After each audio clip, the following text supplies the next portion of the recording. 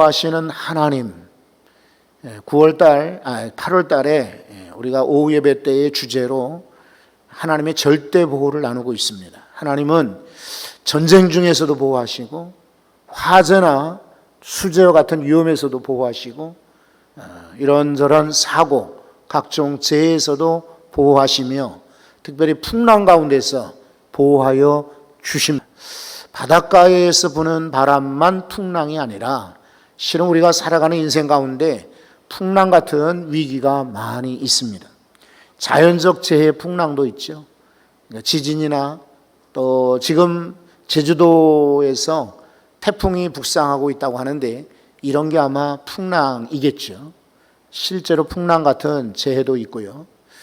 또 어떤 이들은 경제적 풍랑도 경험하게 됩니다. 여러분 IMF 때를 기억하시나요?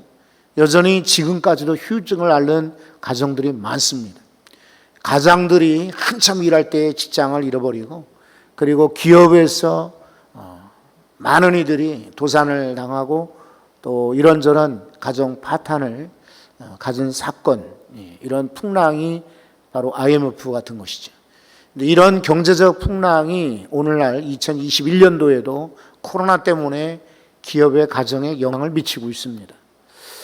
자연재해나 또 경제 풍랑도 참 안타깝지만은 사실은 가정 경제의 풍랑도 심각합니다. 그래서 많은 가정들이 어려움을 겪고 있습니다.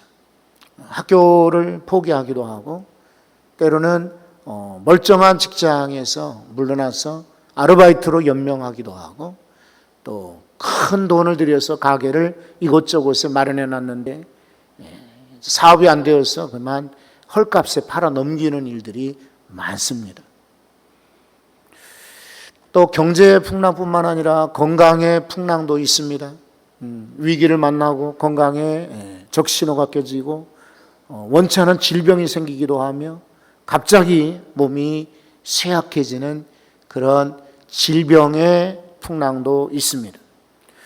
온전한 가정들이 지금은 파탄하는 풍랑을 겪게도 됩니다. 그래서 이혼하고 또 금이 가고 또 이런저런 사정으로 식구들이 뿔뿔이 흩어지는 그런 풍랑도 있습니다. 이런 모든 풍랑 가운데서 하나님은 약속하시기를 내가 너를 지켜주리라, 보호하시고 인도하시고 그리고 우리를 좋은 길로 이끄시는 하나님의 보호가 있습니다. 오늘 성경에 보면은 바로 사도 바울과 그리고 함께 가던 배에 탔던 이들이 이런 하나님의 절대 보호하심을 경험했습니다. 이분들이 왜 배를 탔는지 지도를 한번 보고 설명을 드리도록 하겠습니다. 여러분들이 화면에 있는 지도가 조금 흐리게 나오지만 그래도 따라오시면 좋겠습니다. 오른쪽 하단에 이스라엘의 가이사라 지역이 나오지요. 총독 관저가 있는 항구 도시입니다. 이 가이사라에서 배가 출발하게 됩니다. 로마까지 가지요. 그리고 이 배에는 이 바울 사도 말고 다른 죄수들도 함께 가게 됩니다. 죄수들을 호송하는 책임자가 율리오라고 하는 로마의 백부장이었습니다. 이 사람이 이제 죄수들을 데리고, 그러나 그때는 죄수들만 타는 여객선이 아닌 거예요. 화물선이에요. 여기저기 짐을 실어다 주는 화물선의 한 칸을 빌려서 임대해서 죄수들을 끌고 로마까지 가는 것입니다. 이튿날에 항해로 시돈에 도착하게 됩니다. 북쪽에 두로와 시돈하는 시돈 있죠. 이곳에서 마침 율리오 백부장의 아는 사람들이 있었습니다. 항구에 나와서 맞이해 주었습니다. 바울은 죄수의 입장이었지만은 로마 시민권을 가졌기 때문에 자유로웠습니다. 꽁꽁 묶여서 이렇게 간 것은 아니고 그만 이렇게 호송되어 가는 과정이기 때문에 이곳 두로에서 율리오의 친구들 영접을 받게 되고 거기서 대접을 받게 되었습니다. 다시 시돈에서 이제 구브로 섬이 혹시 여러분 지도에 보이시죠? 이게 저 도끼처럼 생겼고 머리 빛 고구마처럼 생긴 이런 섬인데 지도가 이렇게 퍼졌기 때문에 길게 보이지만 사실은 조금 더 고구마처럼 생긴 섬입니다. 그 섬 옆에는 살람이라고 하는 항구가 있는데 이곳을 향하여 북상하게 됩니다. 아까 말씀드린 것처럼 짐을 실어 나르기 위해서 로마로 가는 직행이 아니라 이렇게 연안을 따라가는 것입니다. 그리고 옛날 배들은 배 안에 식량이나 물이나 모든 물자들을 다 싣고 갈 수 없어요. 그러니까 항구에 도착해서 쓰레기도 버리고 물도 싣고 양식도 싣고 해야 되기 때문에 항구를 따라가는 거예요. 그래서 이 구브로 섬 위로 지나가 어디로 가냐면 무라라고 하는 도시로 들어갑니다. 무라. 터키 남부에 있는 이런 조그마한 도시입니다. 옛날에는 아시아라고 불렸죠. 이 무라라는 곳에서 이제 배가 정착하게 됩니다. 그리고는 로도를 지나서 니모라고 하는 데로, 니도라고 하는 지역으로 들어가는데 더 내려가서 살로메라고 하는 그레데의 섬으로 항해를 하게 됩니다. 그레데의 섬, 이 에게 혹은 이 지중해에서 가장 큰 섬으로 알려져 있습니다. 지도만 보셔도 큰 섬인 걸 아시겠죠? 상당히 큰 그레데 섬이 있는데 이곳은 날씨, 기후가 좋고 땅도 아주 좋고 화산 폭발로 생겨진 섬이라 아주 비옥했단 말이죠. 화산재 때문에. 그래서 농작물이 잘 나고 지중해의 천국이라 불리우는 장소입니다. 그래서 옛날 호모라고 하는 헬라 시인이 이 그레데 사람들은 게으르다, 돼지와 같이 먹기만 즐긴다라는 흉을 시에다가 적었을 정도로 아주 물자가 풍성한 그런 섬이었습니다. 여기 이제 살모네라고 하는 지역에 도착했다가 미항, 한국말로 한자어를 번역해서 미항이니까 아름다운 항구라고 말할 수 있겠죠. 이 미항에 도착을 하게 됩니다. 이 미항에서 이제 바울은 자, 우리 항해 더 이상 하지 맙시다. 아마 풍랑이 올 테니 여기서 겨울을 지났다가 그 다음에 항해하는 것이 좋겠습니다라고 했어요. 그런데 선장과 선주는 아닌 거예요. 이 사람들은 빨리 배를 움직여야 소득이 더 많이 생기겠죠. 그러니까 아니요, 우리는 항해하는 것이 좋겠소라고 자기들 주장을 펼쳐요.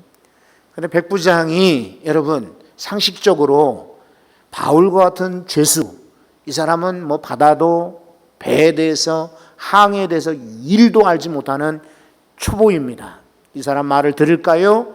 아니면 배에서 오랫동안 숙련된 그런 선장 혹은 그 배의 주인인 선주의 말을 들을까요? 누구의 말을 듣겠어요? 상식적으로 선장의 말을 듣겠죠. 그래서 출발 명령을 내립니다. 그래가지고 베닉스라고 하는 곳으로 가는 거예요.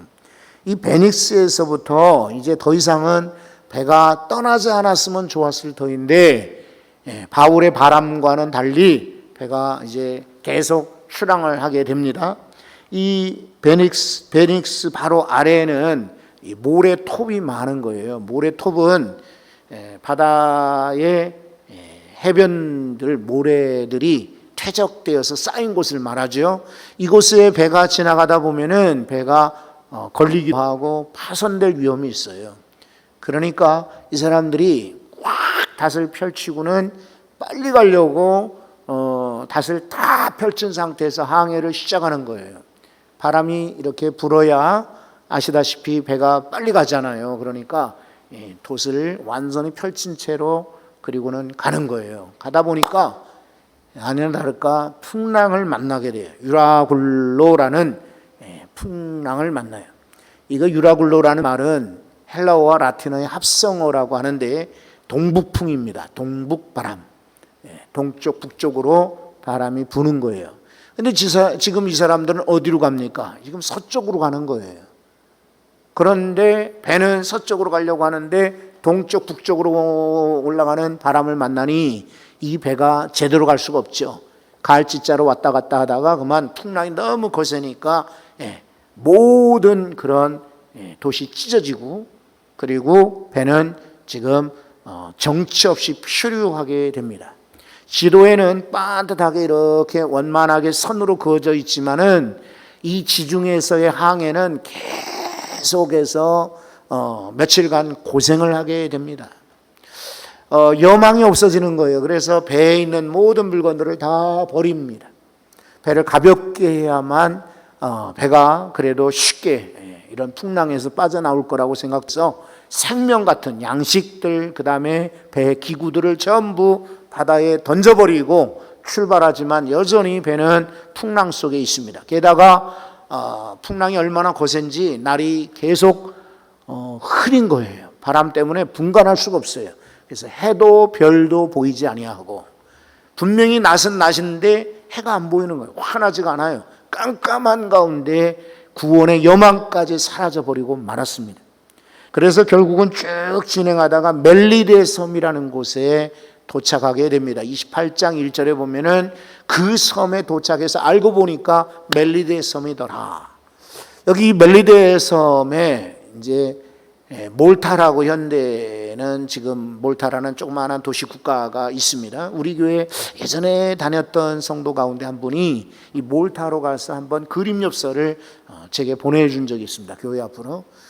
아름다운 그런 항구 도시입니다. 어쨌든 옛날에 조그마한 섬인데 이 멜리데 섬에 도착해서 두 가지 사건을 사도 바울이 경험하게 됩니다. 하나는 그 섬의 추장의 아버지, 보빌로라고 하는 사람의 아버지가 아팠던 거예요. 열병으로. 그래서 바울이 가서 기도해 주었어요.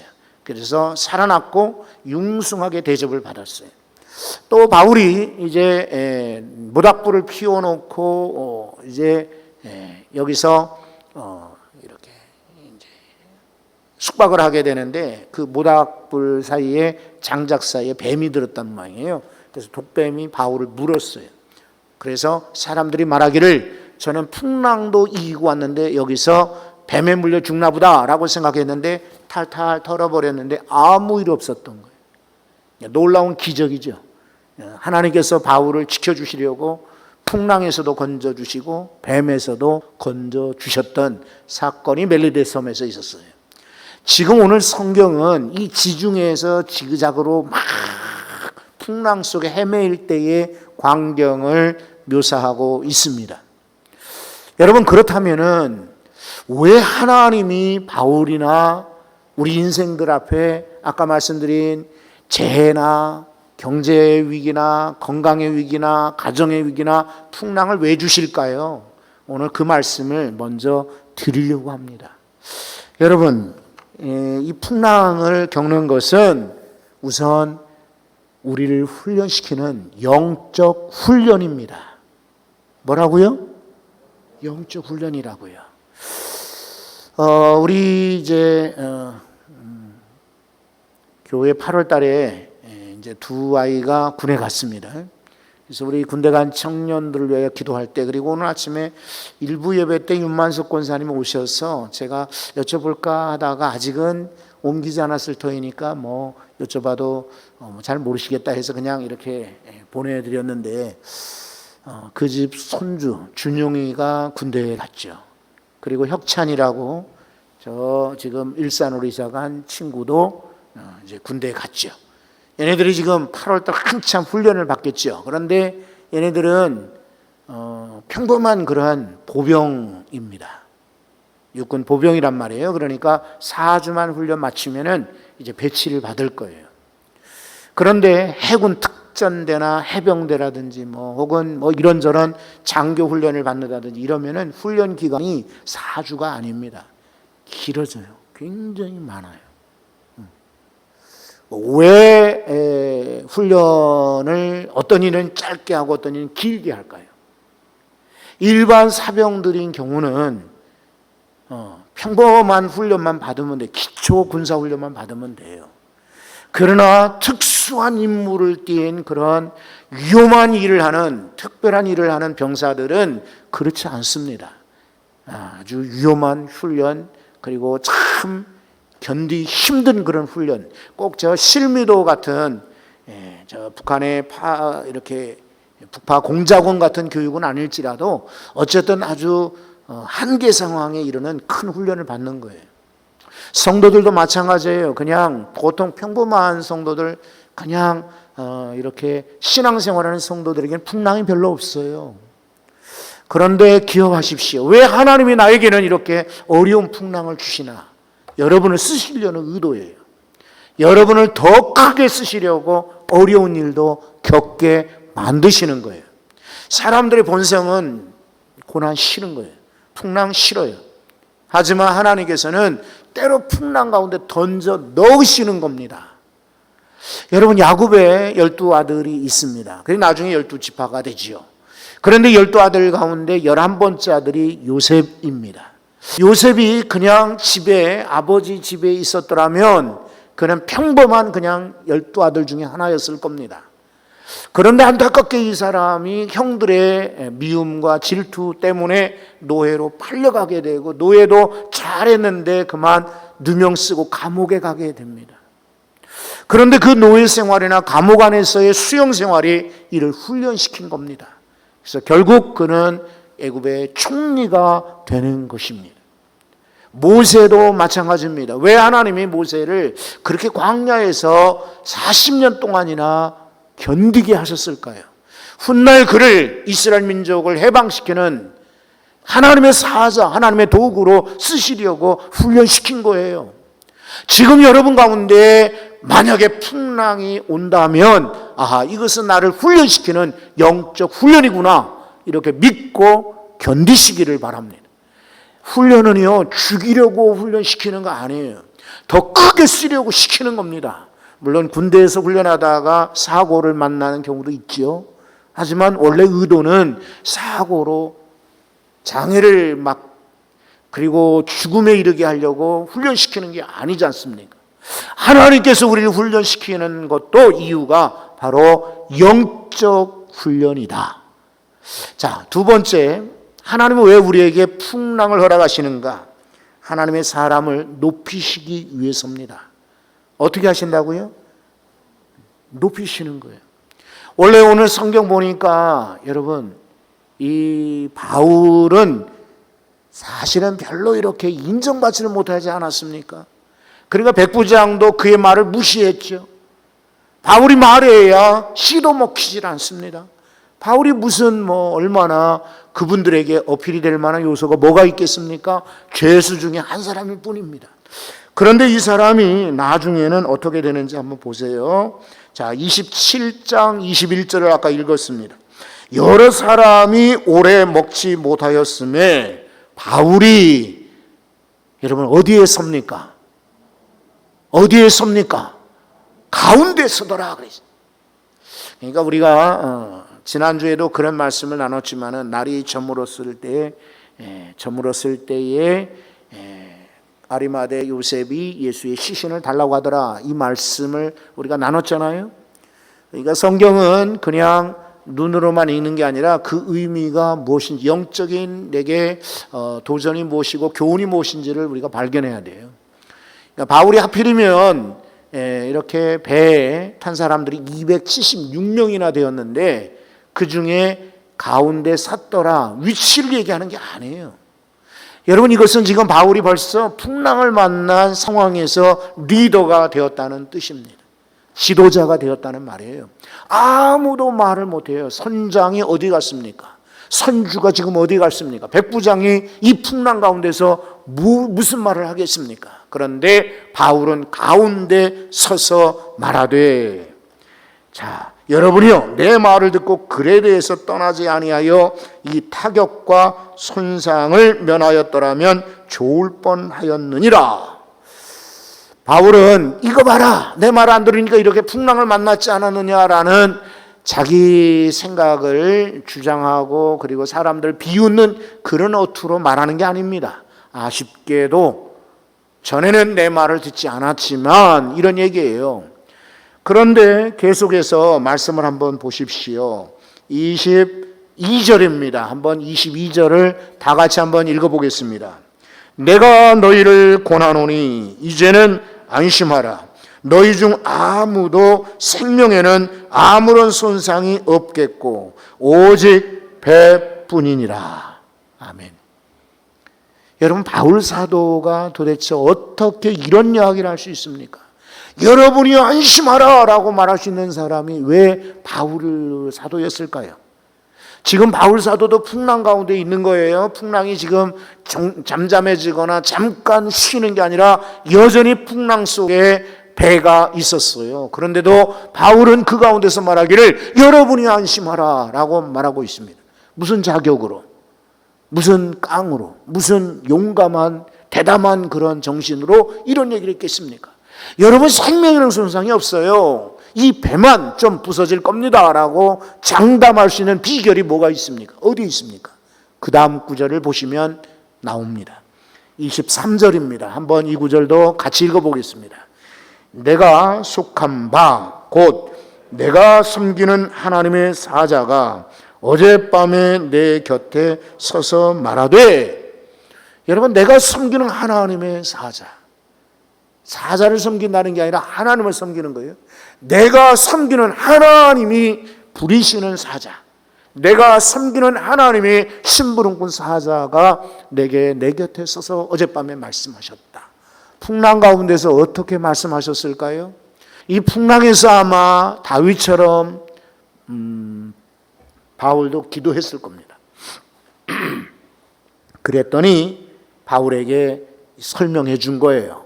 24절에 뭐라고 이야기했는지를 보겠습니다. 바울아, 두려워하지 말라. 내가 가이사 앞에 서야 하겠고 또 하나님께서 너와 함께 항해하는 자를 다 내게 주셨다 하였으니, 이런 겁니다. 그러니까 안심하시오. 어젯밤에 하나님의 사자가 내게 말씀하셨습니다. 너는 가이사 앞에 설 것이다. 여기서 풍랑 만나서 수장되지 않을 것이다. 바다에 빠져 죽지 않는다. 너는 항해하다가 죽지 않을 것이다. 너는 하나님이 로마로 보내고 가이사 앞에, 황제 앞에 서게 될 것이다. 그리고 너뿐만 아니라 함께하는 이 모든 사람도 그렇게 살게 될 것이다 라고 말씀을 주셨다는 거예요. 그러니까 바울은 또 한 번 이야기하지 않습니까? 25절입니다. 그러므로 여러분이요 안심하라. 나는 내게 말씀하신 그대로 되리라고 뭐라고 합니까? 하나님을 믿노라. 할렐루야. 풍랑 가운데서 하나님의 사람을 높여주십니다. 그렇죠? 사실은 난세에 영웅이 난다는 말과 같이 평범할 때는 몰라요. 누가 기도하는 용사하고 누가 충성하는 분이고 누가 헌신하는 분인지 몰라요. 그런데 이 코로나 때문에 이제 드러나는 거죠. 아, 저분이 진짜 믿음 있는 분이구나. 코로나 때문에 사실은 문제도 많고 어려움도 많지만 또 하나의 작용 가운데 하나는 믿음의 사람이 드러나는 거예요. 여러분, 우리 주변에서 또 코로나 때문에 어렵다는 얘기를 많이 듣습니다. 제가 새벽에도 그런 말씀을 나누고, 제가 총회에 이런 목사님들 만나거나 우리 지방의 어떤 목사님들과 대화하거나 전화할 기회가 있으면은 제발 그런 얘기는 하지 말라고 제가 부탁을 합니다. 왜냐하면 어려운 줄은 다 알고 있어요. 다 알고 있어요. 신문에도 나오고 뉴스에도 나오고, 그리고 오늘 성결신문 한번 교회에 온 거 보세요. 거기 일면에 나오잖아요. 온라인 예배가 드리면 성도의 신앙이 약화될 거다. 그거 다 아는 이야기예요 지금. 그런데 목사님들은 어렵다는 이야기만 하지 말고, 그래서 어떻게 할 거냐, 그 다음 단계를 가는 것이 지도자하고 목사님들의 임무가 아니겠습니까? 라고 제가 말씀을 드려요. 여러분, 바울도 그런 것 같아요. 지금 풍랑 속에 다 어려워요. 다 힘들어요. 다 죽겠다고 합니다. 어떡하냐, 아우성을 칩니다. 이제 우리는 구원의 여망이 끊어졌다라고 말하는데, 하나님의 사람 바울은 뭐라고 말합니까? 여러분이요 안심하라. 여러분 생명에 손상이 없다. 배만 부서질 것이다. 와, 대단한 귀한 발언이죠. 풍랑은 이렇게 바울과 같은 하나님의 사람을 높여주시는 하나님의 방법인 거예요. 다윗도 그렇잖아요. 다윗도 다윗도 보면은 골리앗이 있었기 때문에 다윗이 그때부터 소문나게 된 거예요. 그 전에 물론 사무엘에게서 기름 부음을 받았지만 그래도 여전히 그는 목동이었고 아버지의 심부름을 했고 형들은 군대에 갔었고 형들을 면회하기 위해서 갔습니다. 골리앗이 아니었더라면 다윗은 여전히 자기 동네에서 목동으로 지냈을 거예요. 그런데 골리앗이 도발하는 바람에 다윗이 가게 되었고, 다윗이 보니까 이 골리앗이 이게 아주 나쁜 놈인 거예요. 이스라엘 하나님을 모욕하고 하나님 백성을 욕하니까 다윗이 흥분해 가지고 저런 할례받지 못한 나쁜 놈을 왜 그냥 두느냐, 용감하게 나가지 않았어요? 그리고 싸워 이겼습니다. 골리앗 때문에 다윗이 소문나게 된 거예요. 높여진 거예요. 그러니까 골리앗이 나타난다고 두려워할 것이 아니라 하나님의 사람을 높이시려는 하나님의 계획이구나. 어려운 일이 생기면은 여러분 그렇게 믿으시기 바래요. 나에게 주시는 영적 훈련이구나. 나를 하나님이 높이시려고 이런 풍랑도 주셨구나. 뿐만 아니라 여러분, 풍랑은 우리로 하여금 하나님을 의지하게 만들어요. 누구를 의지하게 한다고요? 하나님을 의지하게 만들어요. 27장 18절. 죄송합니다. 그 위에 성경을 읽어보겠습니다.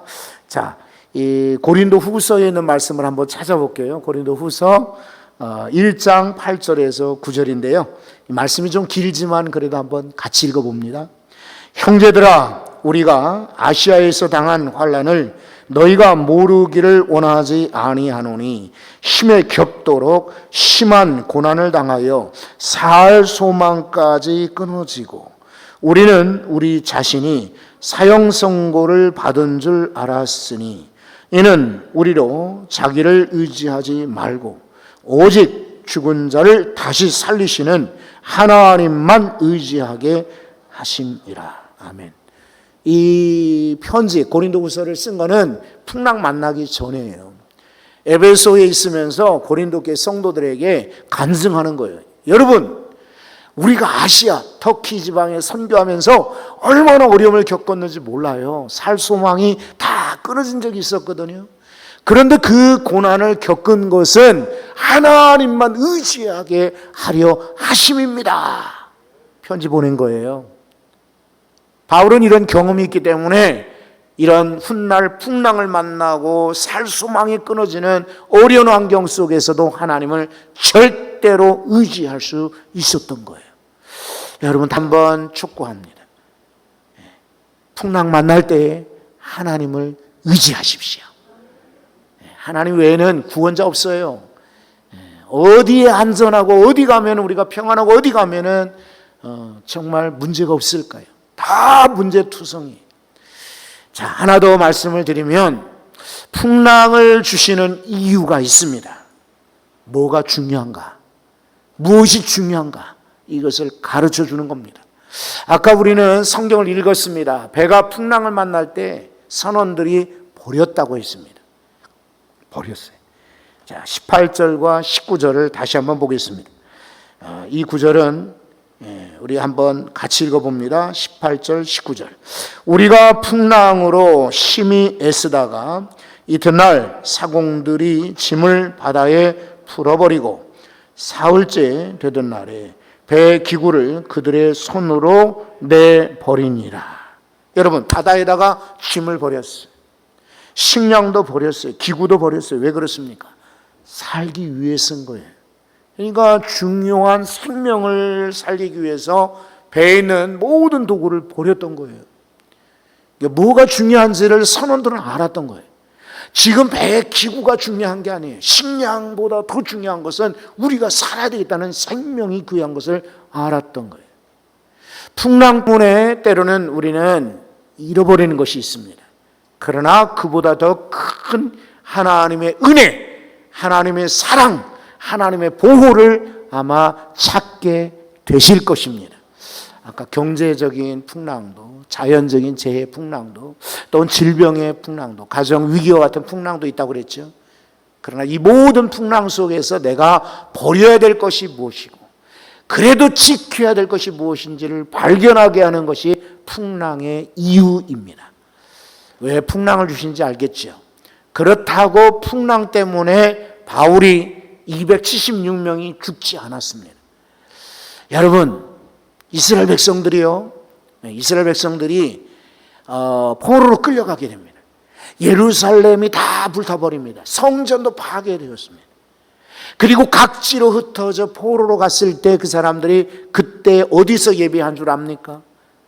성전에 못 모이니까 회당을 만듭니다. 그전에는 회당이라는 게 없어요. 그래서 이들은 거기서 회당을 만들어서 그 회당 제도가 지금까지 이어져 오고 있습니다. 코로나 때문에 한국 교회가 변화하고 있습니다. 아마 전 세계에 제가 이렇게 다 찾아보지는 않았지만 그래도 뉴스를 보면은 우리나라처럼 코로나 시대의 교회들이 온라인 예배로 쉽게 전환된 그런 나라는 전 세계에 없습니다. 미국에서 오신 목사님에게 제가 여쭤봤어요. 얼마 전에 지금 미국 교회도 온라인 예배 드리나요? 라고 여쭤봤어요. 그랬더니 아니요. 미국은 지금 다들 그냥 모여서 예배하도록 해요. 근데 예전보다 절반도 안 모입니다. 옛날보다 그 교회는 600명 정도 모이는 감리교회였는데 지금 한 200명 모인다고 했어요. 예전보다는 덜 모이지만 그냥 마음대로 모이라고 해요 라고 그렇게 하고 있다고 그래요. 그런데 특이한 것은 미국 교회는 온라인 예배를 많이 안 드리는 거예요. 몇몇 교회들만 온라인으로 예배를 드려요. 그러면 어떻게 하느냐? 아주 구전적인 방법으로 말씀 주보에다가 설교를 실어서 우편으로 보내거나 아니면 목회자들이 방문을 하는 거예요. 그래서 목사님들이 나눠주는 우편으로 날라오는 예배 순서지와 말씀을 보고 가정에서 예배를 드리고 있어요. 아니면 큰 교회, 텔레비전에 워낙 채널이 기독교 방송 채널이 많으니까 텔레비전으로 예배를 드리고 있다 그래요.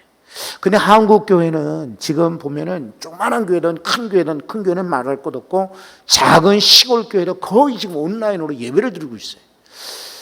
이런 적응력이 대한민국이 아마 전 세계적으로 제일 빠른 것 같아요. 풍랑 때문에 여러분 바뀔 거예요. 앞으로 교회도 성도들도 체질도 바뀌어질 거예요. 그죠? 이스라엘 백성들이 성전이 무너졌지만 회당을 만들어 신앙을 유지했던 것처럼 아마 코로나 때에도 하나님의 방법으로 교회를 유지시키고 발전시키고 더 부흥시킬지 몰라요. 그러니까 안 된다, 어렵다는 얘기는 이제 그만. 이제부터는 하나님이 풍랑 가운데서도 주가 되신다. 전능하신 하나님이 지켜주신다. 하나님의 사람들은 결국 일어나고 세워질 것이다. 높여질 것이다. 하나님을 의지하게 만들 것이다. 여러분, 이런 믿음으로 풍랑을 이겨낼 수 있기를 바랍니다. 거룩하신 하나님, 풍랑 없으면 좋겠습니다.